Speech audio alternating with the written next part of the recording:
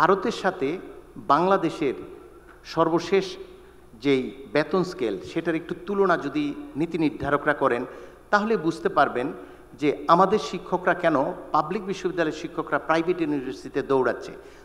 প্রায় 2-3টা চাকরি না করলে জীবন জীবিকা রক্ষা করা কঠিন। আপনি বিশ্ববিদ্যালয়ের শিক্ষকদের কাছে সবচেয়ে মেধাবীদের কাছে সবচেয়ে বেশি কন্ট্রিবিউশন চাইবেন, কিন্তু তাকে দরিদ্র রাখবেন। এটা কি স্ববিরোধিতা নয়? আমি বলছি না তাদের টাকা বাড়িয়ে দিতে হবে, এই করতে হবে সেই করতে হবে। যেটা ন্যায্য বৈষম্যহীন ব্যবস্থা নিশ্চিত করবার জন্যে সংশ্লিষ্ট কর্তৃপক্ষ একটু কাজ করেন। উপাচার্যরা যেভাবে নিয়োগ পেয়েছে এর আগে, সেই প্রক্রিয়ার সাথে শিক্ষক নিয়োগ জড়িত।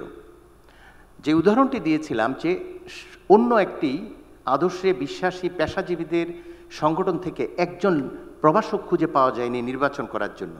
তাহলে কি সব মেধাবী এক আদর্শে বিশ্বাসী, নাকি দলীয় বিবেচনায় নিয়োগ হয়েছে? আর এইসব নিয়োগ যারা দিয়েছেন তারা কি দলীয় বিবেচনার উপাচার্য? প্রকৃত অর্থে শিক্ষার যদি পরিবর্তন করতে চান, পরিবর্তনটি এখানে করা দরকার।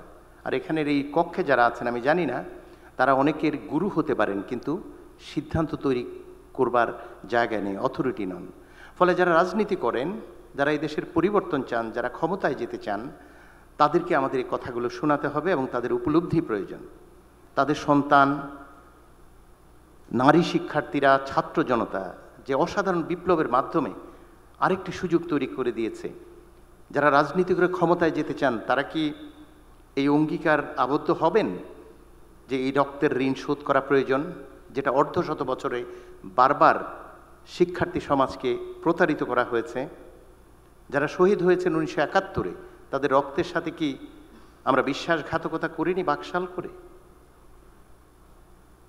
আমরা কি পরপর এইভাবে সরকারে গিয়ে এই ধরনের আমরা গ্র্যাজুয়েট তৈরি করেছি যাদের 30 লক্ষ বেকার থাকে? অন্য অন্য দেশ থেকে আমরা এক্সপার্ট আনতে হয়। আমার এক সহ আলোচক বলেছেন এটা হচ্ছে একটা স্কিলের ব্যাপার। আমি কি আনস্কিল কাউকে এমপ্লয় করব? তাহলে তো আমার ব্যবসা ধ্বংস হবে।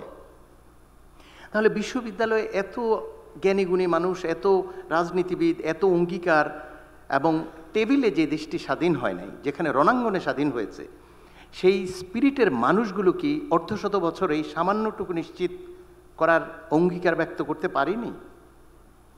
প্রশ্ন হচ্ছে সেটা। ক্যারিকুলামে কি আসবে এটা নানান কথা আছে। আমি ফিলসফি এথিক্সের মানুষ, আমি তো বলবোই যে ফিলসফি পড়লে, এথিক্স পড়লে মূল্যবোধের অনেক উন্নতি হবে। কারণ আমরা তো বেনজির এবং মতিউরকে দেখেছি।